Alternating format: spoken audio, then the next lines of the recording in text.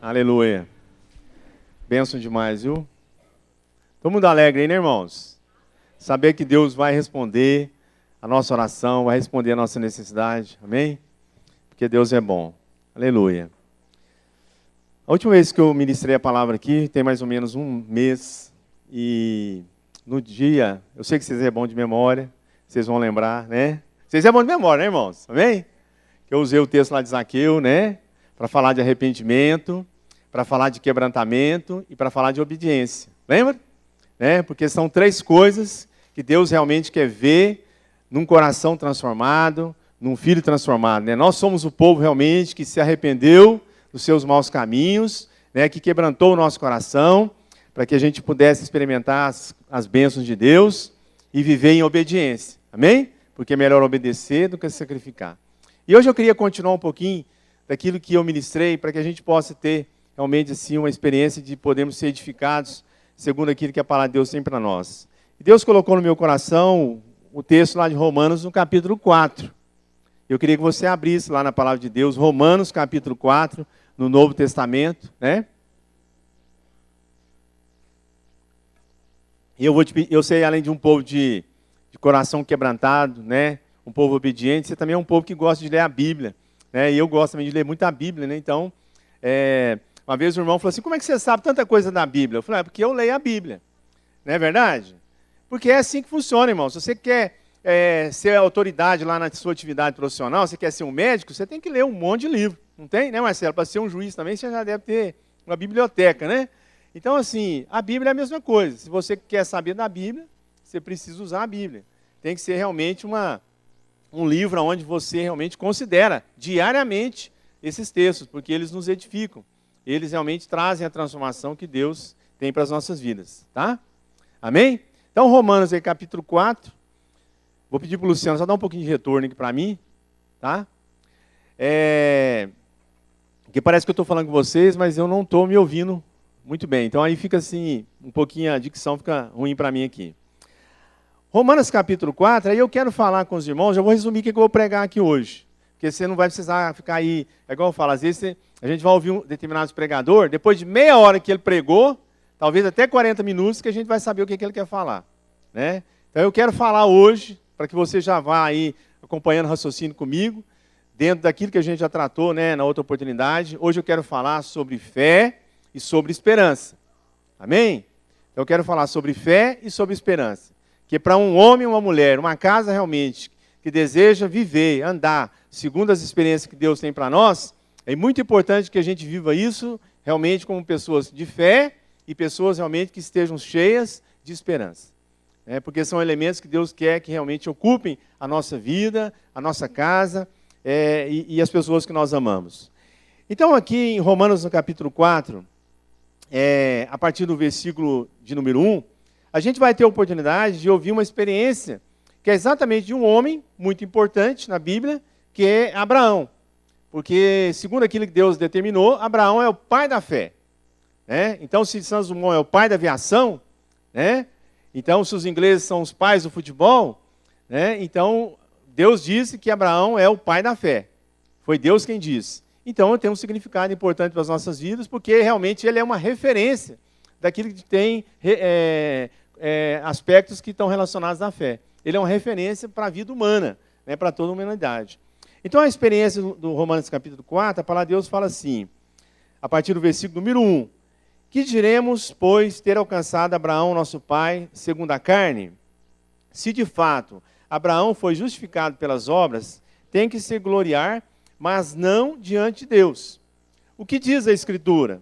Abraão creu em Deus, e isso lhe foi imputado para a justiça. Ora, aquele que faz qualquer obra, não lhe é imputado o galardão segundo a graça, mas segundo a dívida. Às vezes pode parecer um pouquinho estranho que você está ouvindo aqui, mas deixa eu te explicar uma coisa. Quando Paulo está ministrando esse texto, ele está ministrando principalmente para que essa mensagem pudesse ser algo que ensinasse o judeu. Havia na cabeça do judeu, porque é por causa do judeu é que nós alcançamos a salvação, né? Porque a promessa, em primeiro lugar, foi dada aos judeus, a promessa do Salvador, né? A promessa da vida eterna, foi dada aos judeus. E a palavra de Deus fala que eles são o quê? Os primeiros filhos. Mas a palavra de Deus também fala que Jesus veio por causa deles. Mas a Bíblia diz que eles não o receberam. Então a Bíblia diz também que por causa disso, Deus incluiu, né, as nossas vidas numa realidade de salvação. Por causa exatamente da rejeição do judeu. Havia na mente do judeu um entendimento de que, na verdade, Abraão foi justificado por causa da obra da carne. Quando eles estão querendo dizer isso, eles estão querendo dizer da questão da circuncisão. Porque era uma realidade a ser estabelecida sobre todo judeu.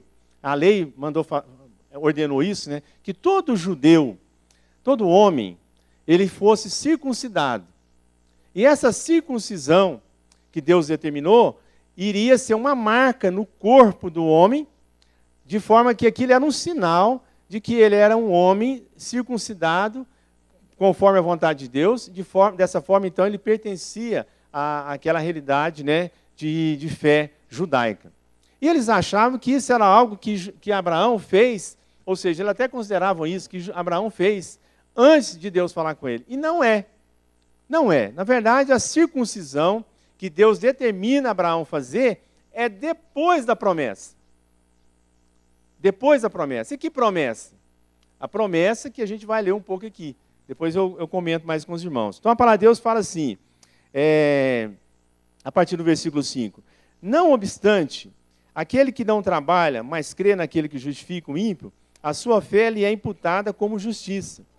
Assim também Davi declara: bem-aventurado o homem a quem Deus imputa a justiça sem as obras, dizendo: bem-aventurados aqueles cujas maldades são perdoadas e cujos pecados são cobertos. Bem-aventurado o homem a quem o Senhor não imputa o pecado.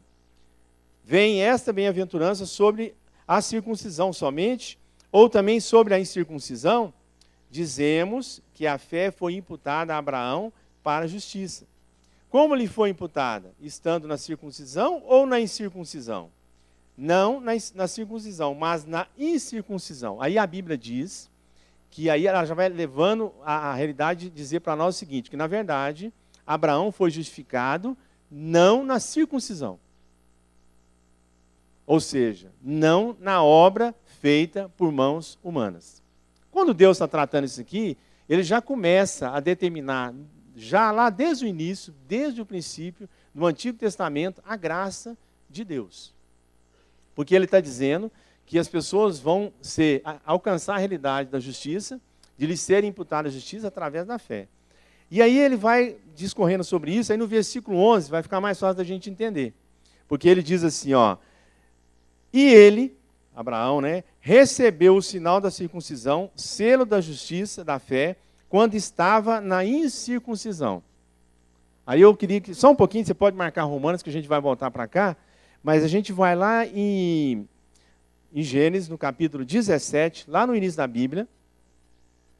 Gênesis, capítulo 17.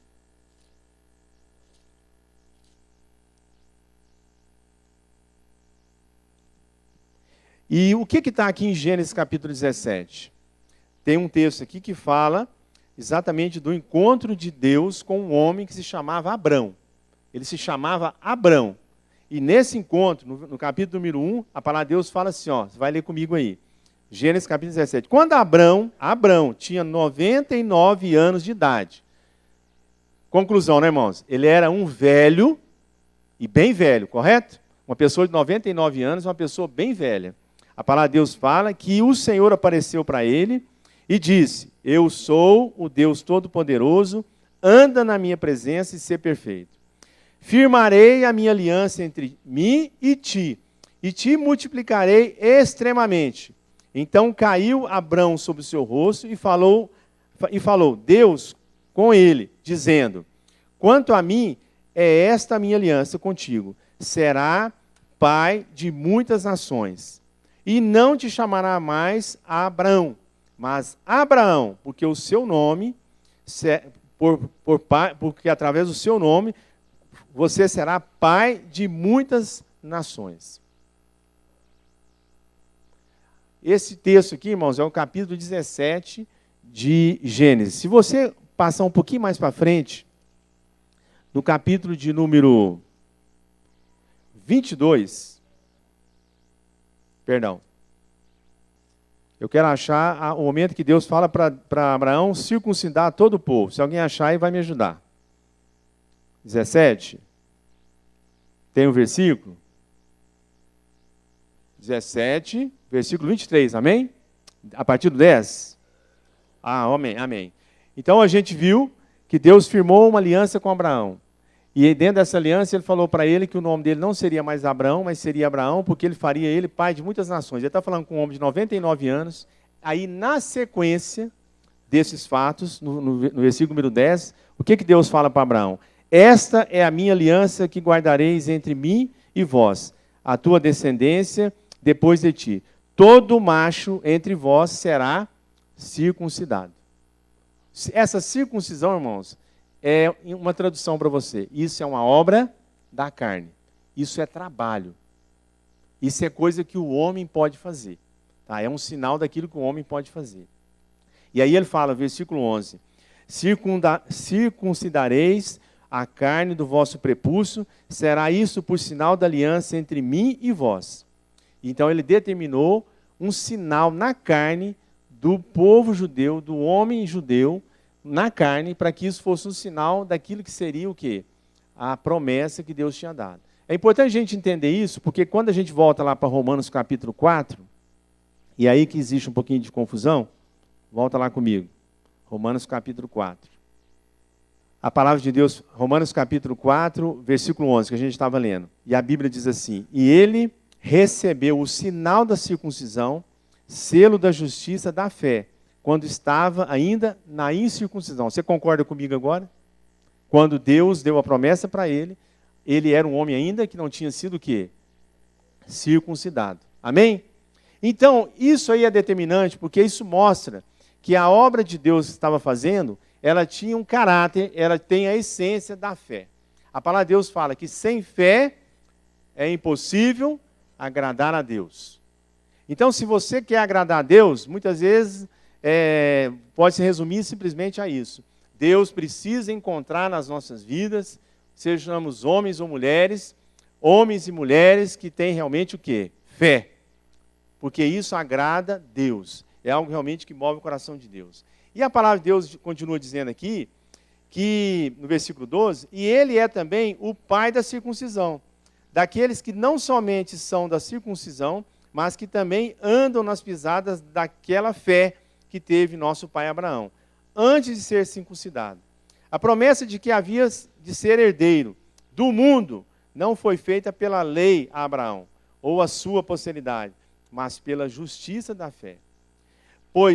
Versículo 14, pois que os que são da lei são herdeiros, logo a fé é vã e a promessa aniquilada. Porque a lei opera a ira, e onde há lei não há transgressão. Portanto, é pela fé, para que seja segundo a graça, a fim de que a promessa seja firme a toda a descendência, não somente a que é da lei, mas também a que é da fé, que teve Abraão, o qual é pai de todos. Como está escrito, que aí vem a promessa, né? Por pai de muitas nações te constituí, perante aquele no qual creu, a saber Deus que vivifica os mortos e chama a existências as coisas que não são como se já fosse. Versículo 18, o qual em esperança creu contra a esperança, que seria feito pai de muitas nações, conforme o que lhe fora dito. Assim será a tua descendência. O texto, o que nós lemos lá sobre a circuncisão, estava lá no capítulo 13, né, irmãos? Foi isso que nós lemos lá, não foi? Mas também está mencionado lá em Gênesis capítulo 15. Só para a gente deixar documentado, está gravando aí, capítulo 15, versículo 5, mostrando essa realidade, a sequência das coisas. Aí você presta atenção, irmão, isso aqui é muito importante, tem um significado muito especial para as nossas vidas. Porque até então, né, Deus estava tratando com um senhor de 99 anos, que ainda não tinha tido filho, e ele diz a Bíblia, quando você for pesquisar mais, que ele não tinha filhos porque a sua mulher também, além dele ser esse homem agora, nesse momento, muito velho, então humanamente falando, naturalmente falando, todo mundo está aqui, está cansado de saber, nós temos médicos aqui, era impossível um homem conceber um filho dentro dessa realidade. Para complicar mais essa realidade, a sua esposa também era velha, em idade muito semelhante, próxima, né? E também era estéril. Então, assim, sabe aquele negócio assim, deu tudo errado, não tinha chance alguma de sair coisa boa daquilo ali? Não tinha, porque naturalmente tudo indicava, ou seja, todo o diagnóstico, toda aquela realidade apresentada indicava que era impossível, através daquele homem, ser estabelecido a realidade que Deus estava prometendo fazer. É isso que nós estamos tratando aqui. É disso que nós estamos falando. Então há uma situação onde, para qualquer um que visse esse relato, poderia falar assim, impossível essa realidade. Mas a palavra de Deus fala, depois você vai ler lá em Gênesis com calma, a palavra de Deus fala, eu até não vou descer aí, mas assim, era a mesma coisa de chegar ali e pegar alguém e falar assim, vem cá. Foi assim que Deus fez. A palavra fala que Deus pegou Abraão, pegou ele e falou assim, Abraão, eu vou fazer você ser pai de muitas nações. Depois você vai ler o texto lá, que é Gênesis capítulo 15, a palavra de Deus fala que Deus pegou Abraão e falou assim, sai da tua tenda. Abraão, sai da sua casa. Você está lá, nós estamos aqui debaixo desse teto. Ele falou, levou ele lá fora, falou assim, olha para o alto. Olha para o céu. Certamente estava de noite, né, Fabrício? Mandou olhar para o alto, vê as estrelas.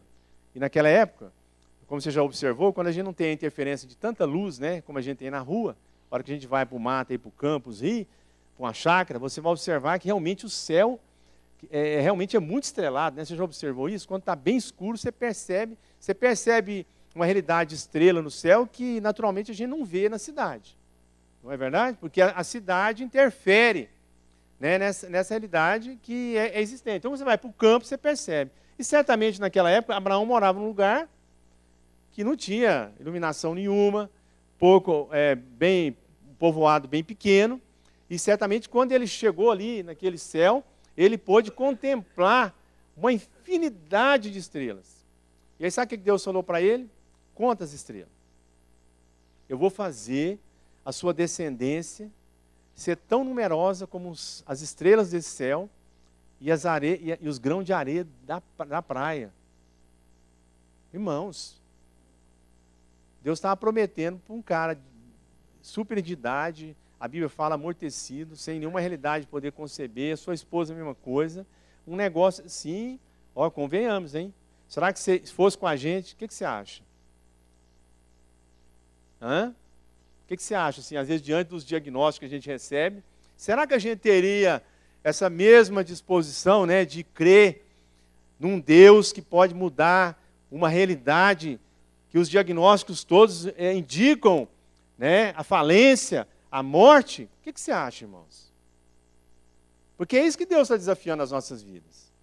Deus não chamou a gente para concordar com muita coisa aí que muitas vezes a gente está concordando. Sabia disso? É verdade. Você não precisa discordar. Mas muitas vezes, pior do que discordar é concordar com aquilo, na verdade, que a sua fé pode te ajudar a indicar uma outra direção, irmãos. Então é preciso que a gente realmente o quê? Traga uma realidade reflexiva para nossas vidas, para que a gente não caia no pecado de concordar muitas vezes com os diagnósticos que não indicam aquilo que seja a promessa e a vontade de Deus. Porque é disso que Deus está tratando com as nossas vidas, né? Essa semana, ontem meu filho estava me mostrando, a gente ria demais, porque aquele escritor, poeta, Ariano Suassuna, né, que é poeta, escritor, já deve estar com mais de 95 anos, ele tem algumas palestras muito interessantes. E numa delas, ele faz uma consideração que traz até uma certa reflexão para as nossas vidas.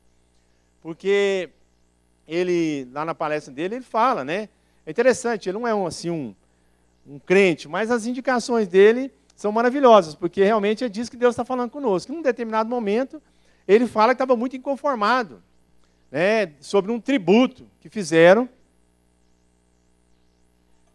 para o Cazuza. Todo mundo conhece o Cazuza, as músicas dele, às vezes algumas até a gente canta, é bonita, tem umas músicas de uma reflexão assim, política muito interessante, né? e não só para a juventude, mas a arte é um negócio maravilhoso, porque às vezes traz algumas coisas interessantes. Então Deus usa o artista, usa o poeta para realmente falar conosco. A própria Bíblia, né, tem poesia, né, vários livros da Bíblia são poéticos. Inclusive, os livros poéticos da Bíblia são livros de profunda reflexão, né, porque era uma característica do judeu falar de alguma coisa que pudesse fazer nós realmente pensarmos numa realidade da nossa relação com Deus, com a alma, com o espírito, com a vida, né? Então, a Bíblia é cheia de poemas assim, de bastante profundidade, para edificar as nossas vidas. Não sou eu que estou falando, muitas autoridades falam que o próprio livro de Salmos é um negócio assim, de um caráter espetacular, como literatura, né? Então, nós estamos falando disso. E aí, naquele determinado momento, ele fala de uma frase que foi dita lá no tributo, né, do Cazuza, onde ele diz que todos os seus heróis morreram de overdose. Triste. Aí ele fala, meu filho, eu não posso concordar com um negócio desse, porque o meu herói, ele morreu entre 2 ladrões numa cruz do Calvário, exatamente para que ninguém pudesse passar pela experiência da overdose.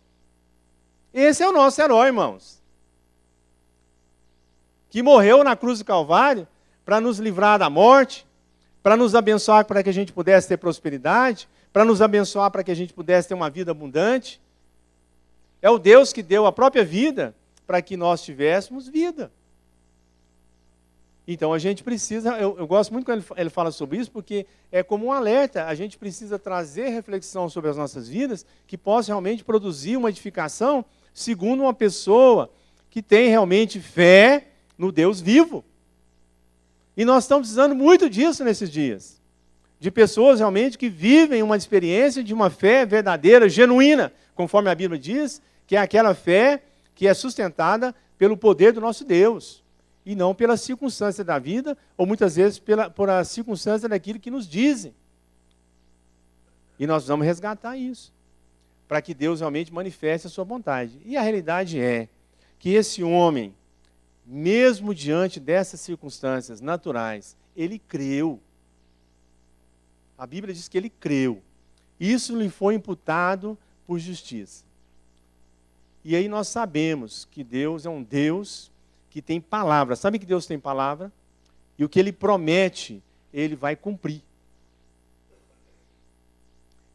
E é interessante que quando Deus dá essa promessa para Abraão, Deus é um Deus assim, ainda dá mais deu uns 10 anos para Abraão assim, para cumprir essa promessa. O bicho já estava velhinho e ele demorou a cumprir essa promessa sobre a vida dele. E a verdade é o seguinte, enquanto Deus não cumpriu essa promessa, sabe como é que é o ser humano, né? Precipitado e tal, ansioso, né? Fica ali, ainda gerou um filho de uma escrava, que é Ismael, né? Que é também gerado de Abraão, fruto dessa ansiedade, dessa preocupação, por quê? Será que Deus esqueceu do filho da promessa? Meu irmão, Deus não esquece da promessa. Amém? Às vezes você está esperando alguns dias, às vezes você está esperando alguns meses, às vezes você está esperando até alguns anos, mas eu quero te dizer que essa noite, que Deus não se esquece da promessa dele sobre as nossas vidas. E ele vai cumprir. A palavra de Deus fala que a boa obra que ele começou nas nossas vidas, ele vai terminar, irmãos. Amém? Porque ele é fiel, ele cumpre a sua palavra. Então ele está trabalhando nesse sentido. Então a gente não precisa duvidar, a gente não precisa ser tomado de incredulidade, a gente não precisa ser tomado de ansiedade, de apreensão, porque o Deus que nos ama, o Deus que deu o seu Filho naquela cruz, é um Deus que pode transformar qualquer realidade. Eu costumo dizer assim, que não tem nada que Deus não possa dar solução. E não acredito nem no ditado popular que fala que só a morte que não tem solução. Irmão, aí que está, para Deus até a morte tem solução. E às vezes a gente fica assim, tão preocupado com essa questão, né? Mas eu vou te falar um negócio, para Deus a morte não tem esse significado assim, tão preocupante que nós temos, porque a Bíblia diz, né, que se vivemos é para Deus, se morremos é para Deus também, sabia? Então ele tem uma realidade estabelecida sobre a nossa vida que nem no risco da morte, nem nessa condição, nós estamos perdidos. Porque a palavra de Deus fala que ainda que morra, mas aqueles que creem em mim, certamente viverão, experimentarão a vida eterna. Então isso tem que ser algo que realmente guarda, que sustenta o nosso coração. E quando a palavra de Deus está falando sobre isso, e quando eu estou dizendo isso para você, é porque está na Bíblia também. Se você for lá em Lucas capítulo 1, 37, a palavra de Deus fala assim, acho que é um dos menores versículos da Bíblia. É uma frase. Lucas capítulo 1, 37. Para Deus nada é impossível. Fala aí para o seu irmão aí, está do seu lado. Olha aí, para Deus nada é impossível. Irmãos, e não é eu que estou falando aqui, está escrito na palavra, está documentado na palavra, exatamente para que isso seja o quê? Um sinal da fidelidade de Deus sobre as nossas vidas. Então não há circunstância que fuja a realidade, que fuja aquilo que Deus já determinou na nossa vida. Não há um fio de cabelo que cai da nossa cabeça, sem que Deus permita, irmãos. Você já pensou isso? Deus fala que Ele, inclusive, sabe até quantos fios de cabelo nós temos na cabeça. Eu, às vezes, fico pensando, com tanta coisa para Deus preocupar, que negócio mais bobo de contar cabelo da cabeça da gente. Mas esse é o nosso Deus. A gente não sabe, mas Ele sabe. Aí fica brincando aí que tem alguns que você já nem tem mais, né? Mas sim, mas é assim, né, irmãos? Vê que Deus é um Deus de cuidado. Deus é um Deus de cuidado. Porque a palavra de Deus fala que ainda que quando a palavra nem veio à nossa boca, Deus já sabe o que nós vamos falar. Que Deus é esse? Olha que coisa maravilhosa. Amém, irmãos? Olha que coisa maravilhosa. Esse é o nosso Deus. A palavra de Deus fala que quando a gente era substância informe, que a gente não tinha nem forma, nem cheiro, nem massa, Deus já conhecia as nossas vidas e já nos chamava pelo nome e já sabia todos os planos que Ele tinha para a nossa vida, irmãos. Esse é o nosso Deus. O Deus que fala que ainda que a nossa mãe nos abandone, Ele não nos abandonará. Amém? Esse é o nosso Deus. Então nós precisamos confiar nisso. Isso realmente o que traz uma disposição de fé sobre as nossas vidas, aquela fé que Deus fala, inabalável. E a gente está vivendo um tempo que a gente está precisando realmente dessa fé inabalável. É muita informação, não é verdade? É muita notícia. E realmente esses mecanismos, né, essa facilidade toda de comunicação, isso não adianta, isso não tem jeito, né? Igual a gente falar, não põe telefone na mão de menino de 6 anos, de 7 anos, daqui a pouco eu acho que eles já vão nascer com um tablet na mão. E eu acho que quase a gente não vai conseguir ter controle sobre isso mesmo, porque isso é um movimento. A Bíblia falava sobre isso. Paulo já alertava sobre isso. Que viriam tempos que haveria realmente pregações, né, ministrações de doutrinas de todo lado, de todas as realidades, bombardeando as pessoas. E a palavra de Deus fala para que a gente possa tomar cuidado, para que isso não venha o quê? Contaminar o coração dos santos, dos escolhidos. Porque seriam tempos realmente muito difíceis, de muita filosofia, de muitas informações que poderiam corromper o quê? A natureza, a essência da nossa fé. E Deus está preocupado com isso. E Deus quer fortalecer isso na nossa vida. Porque certamente Ele é um cuidado, né? E a palavra de Deus fala que realmente Deus quer cuidar das nossas vidas. Quando a gente lê esse texto, né? E aí um pouquinho mais adiante, a palavra de Deus fala assim, ó, se você virar aí, lá no capítulo número 4, aí no versículo de número 25, eu queria usar só esse versículo. A palavra de Deus fala assim: Ele foi entregue por nossos pecados e ressurgiu para a nossa justificação. Então Deus está trabalhando essas realidades, para que realmente isso seja algo que está estabelecido sobre nós. Quando entra no capítulo número 5 de Romanos, é interessante, né? Certamente, o autor, assim, a construção literária da Bíblia, indica essas separações de capítulos, né? E às vezes a gente pensa que, como terminou o 4, terminou a realidade da mensagem. Não, na verdade o 5, ele é o complemento, é o fechamento dessa mensagem. Uma vez que Deus trouxe para nós a realidade da fé, agora Ele quer trazer para nós a realidade da esperança. Isso tudo está dentro do mesmo pacote. Amém? Está dentro do mesmo contexto. Então, quando a gente entra no capítulo 5, a palavra de Deus fala assim, ó. Acompanhe aí comigo. Sendo, pois, justificados pela fé. Fala aí para o seu irmão que está do seu lado, fala assim, você foi justificado pela fé. Amém. Amém, irmãos? Agora, sabe o que Deus está trabalhando na nossa vida? A partir do momento que nós fomos justificados, que é aquela realidade de nós termos sido resgatados da morte para a vida. Sabe o que Ele está trabalhando hoje? Às vezes você não sabe. O que Deus está trabalhando na sua vida hoje? Ele está trabalhando a nossa santificação. Porque a Bíblia fala, sede santos, porque eu sou santo. Amém?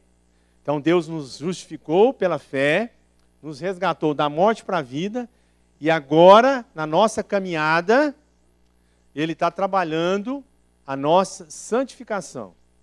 Amém? É isso que Deus está trabalhando. Por isso nós podemos dizer que nós somos o quê?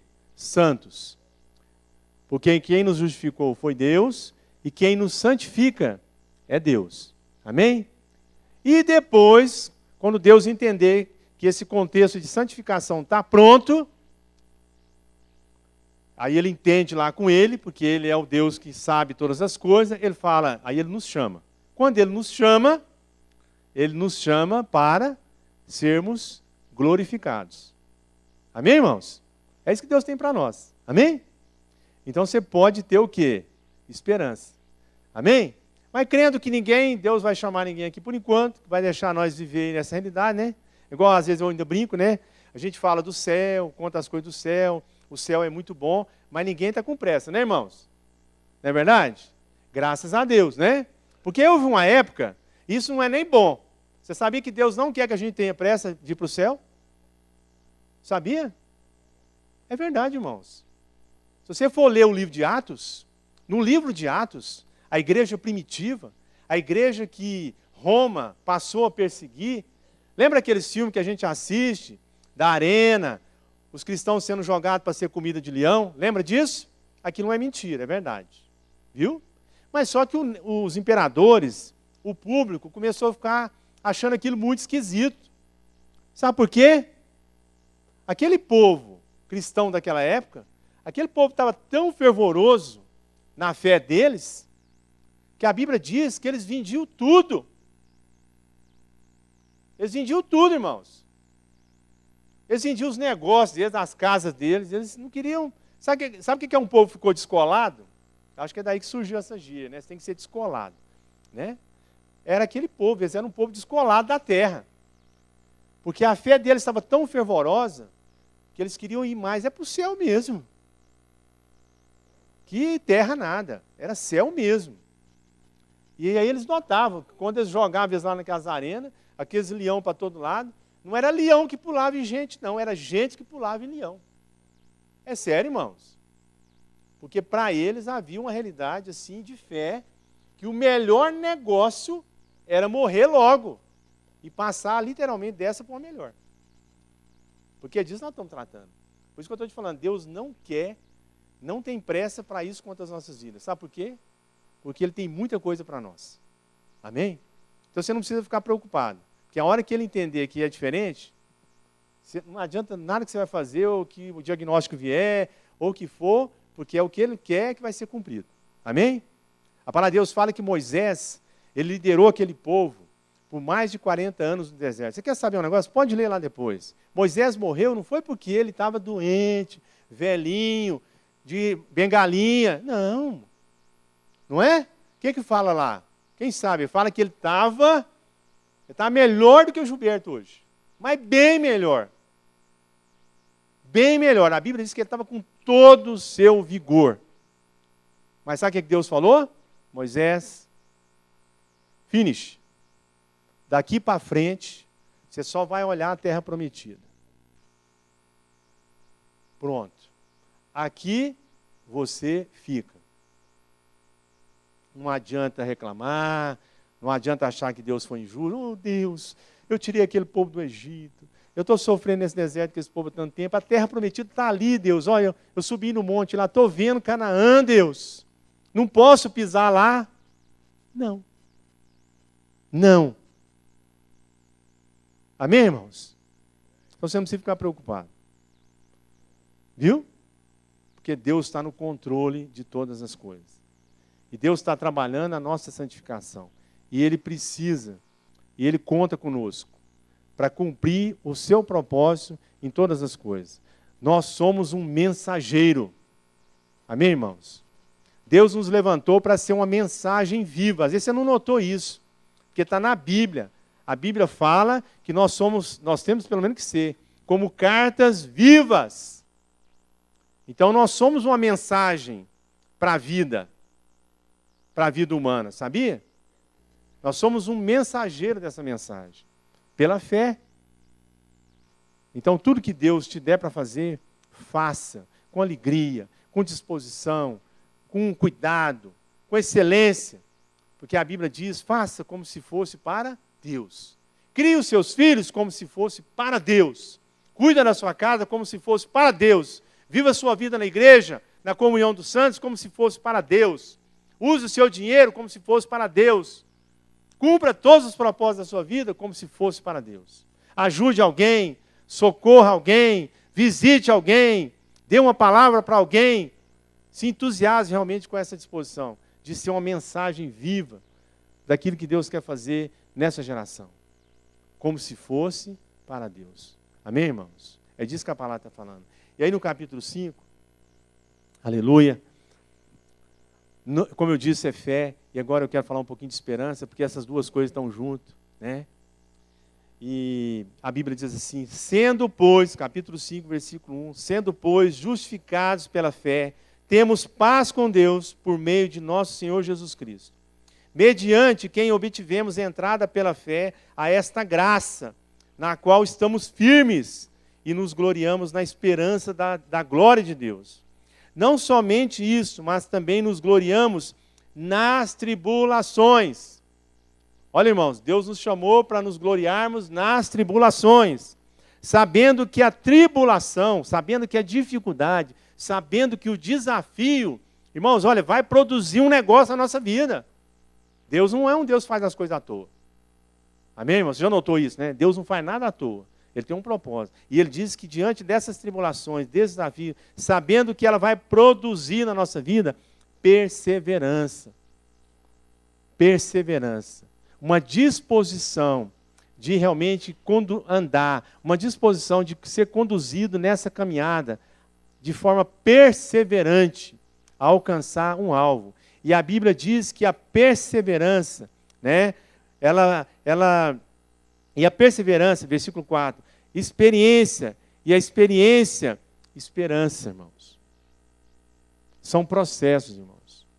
Diante das dificuldades, Deus está trabalhando a perseverança para que, através dessa experiência, a gente seja uma pessoa cheia de esperança.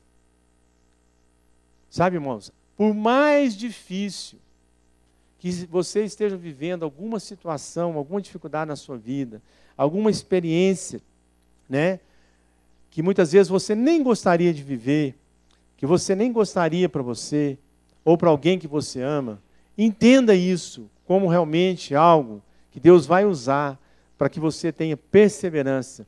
E isso vai gerar uma experiência na sua vida que vai ser determinante para que Deus seja glorificado através daquilo que Ele permitiu. Eu estava lendo essa semana, o Fabrício, ele mandou uma mensagem, e eu gosto muito de falar sobre Davi, e aí ele mandou uma mensagem que os autores da mensagem falam da experiência de Davi. Eu vou até ler aqui, para não errar, né? Está lá no WhatsApp. E, maluco, não, eu falei, gente, é Deus, é Deus.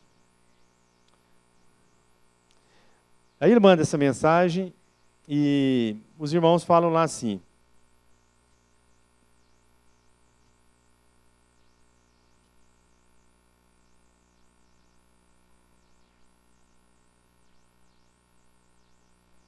Primeiro o Gilberto tem que achar a mensagem, né, irmão? Vocês oram aí, viu?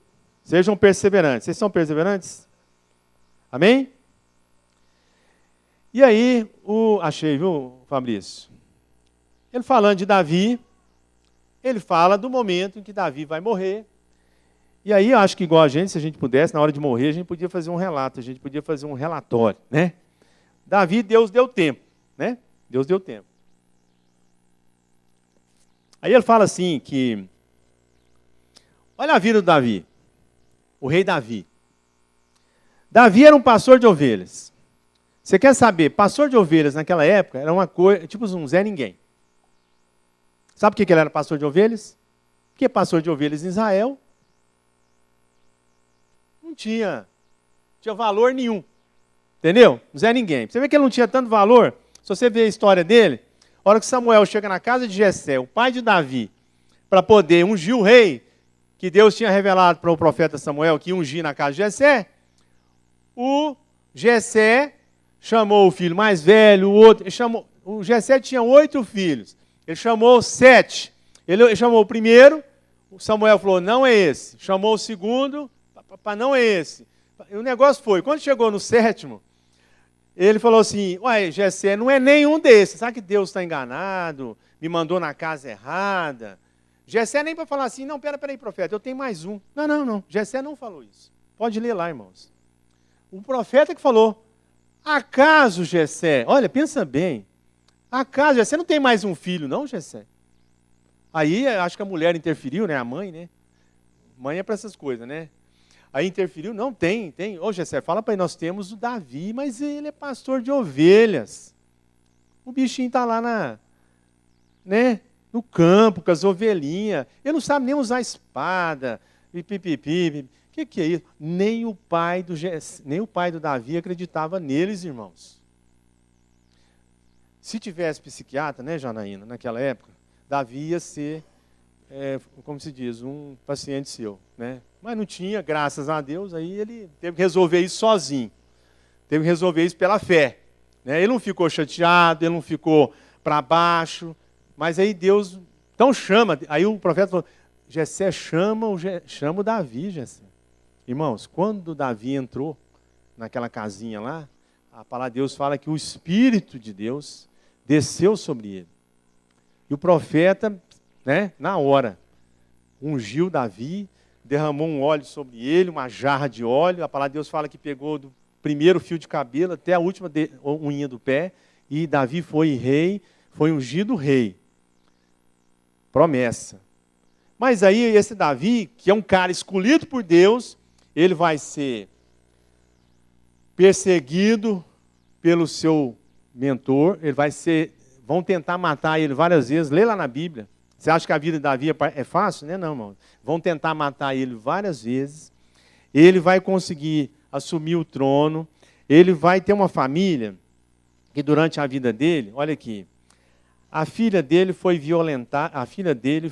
violentada pelo seu próprio filho. Um filho dele matou outro filho. A sua mulher virou as costas para ele.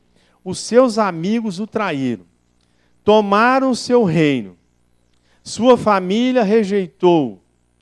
Passou muito tempo se escondendo em cavernas. Esse é um homem bem-aventurado, irmãos. Esse é um homem bem-aventurado. Um escolhido de Deus. Você quer saber do negócio? Depois você lê lá as últimas palavras de Davi. Nem isso foi suficiente para transformar aquilo que Davi tinha no seu coração em relação ao seu Deus. Nem isso. Davi nunca teve dúvida de que o Deus dele cuidava dele. Você viu as experiências, André? Nunca passou na vida dele. Ele nunca precisou tomar um remédio, ele nunca precisou ir no psicólogo, ele nunca precisou ir no psiquiatra, ele nunca precisou ir procurar um pastor para orar com ele, porque ele tinha uma convicção que ainda que diante dessa circunstância, Deus cuidava dele. Eu quero encerrar com isso aqui hoje, irmão, porque é essa convicção que eu quero que você tenha sobre a sua vida, porque isso é fruto de fé, isso é fruto de esperança, para que você realmente possa viver aquilo que Deus tem para você. Amém? Porque às vezes nós vamos viver circunstâncias muito difíceis, às vezes nós vamos viver circunstâncias que nós não vamos ter nem explicação para elas, mas é bem certo, e é certo que Deus cuida das nossas vidas. Amém? Davi fez questão de registrar isso. Salmo 40. Abre aí. Salmo 40. Aleluia. Deus é bom. Ninguém ficou com raiva de mim para falar do Gazuza aí não, né? Amém? É porque outro dia o Claudinei ficou meio chateado. Na outra eu falei do My Way. Aí o pessoal falou que o Claudinei não ia achar bom. Mas ele entendeu, né, Claudinei? Amém? Glória a Deus. Porque tem muita coisa, irmão, que não serve para nós. Você tem que tomar cuidado. Porque se você concordar, né? Se você concordar, você está perdido.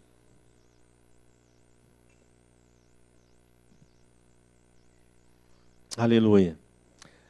Davi fez questão de documentar isso. E a Bíblia é para isso, é exatamente para que a gente também possa fazer uso dela, para que ela seja o quê? Uma promessa para as nossas vidas. Salmo 40, versículo 1, 2 e 3, diz assim: esperei com paciência pelo Senhor, e Ele se inclinou para mim, e Ele ouviu o meu clamor. Ele me tirou de um lago horrível, de um charco de lodo, pôs os meus pés sobre uma rocha e firmou os meus passos. Glória a Deus, irmãos. Pôs um novo cântico na minha boca, um hino de louvor ao nosso Deus. Muitos o verão e temerão e confiarão no Senhor. Amém, irmãos? E lá no versículo 16 e 17, eu vou abreviar aqui para você, depois você lê em casa com calma, para você ser mais edificado.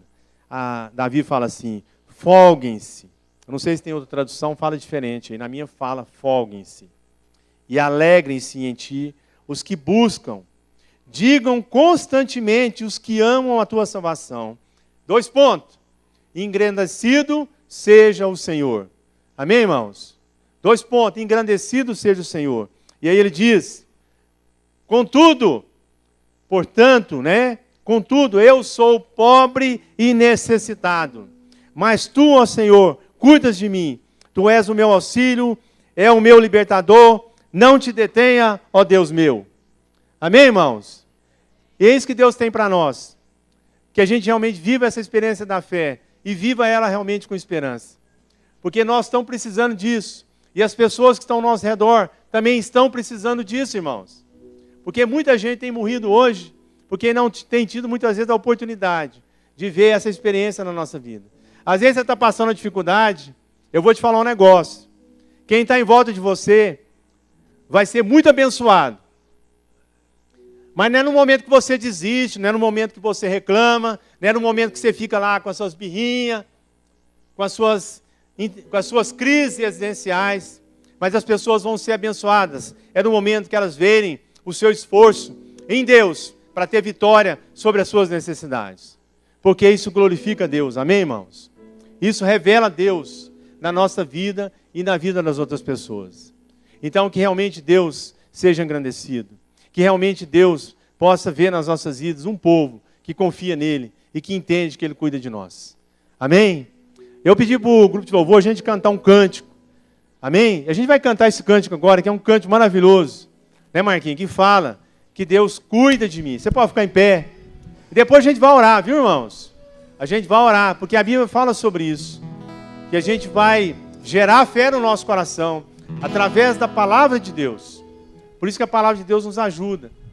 E à medida que a gente gera essa fé, depois nós podemos orar, para que Deus responda a nossa oração com poder. Aleluia. Vamos louvar a Deus, vamos celebrar a Deus. Aleluia. Eu preciso aprender um pouco aqui. Eu preciso aprender um pouco ali. Eu preciso aprender mais de Deus, porque Ele é quem cuida de mim. Se uma porta se fecha aqui, outras portas se abrem ali. Eu preciso aprender mais de Deus, porque Ele é quem cuida de mim. Deus cuida de mim. Deus cuida de mim. Na sombra das tuas asas, Deus cuida de mim. Eu amo a sua casa e não ando sozinho, não estou sozinho, pois sei, Deus cuida de mim. Aleluia. Deus cuida de mim. Na sombra das tuas asas, Deus cuida de mim. Eu amo a sua casa e não ando sozinho, não estou sozinho, pois sei, Deus cuida de mim. Aleluia. Eu queria que você viesse aqui à frente, todos aqueles que têm uma necessidade específica essa noite, e a gente gostaria de orar por você agora, amém? Entendendo isso, que Deus está cuidando de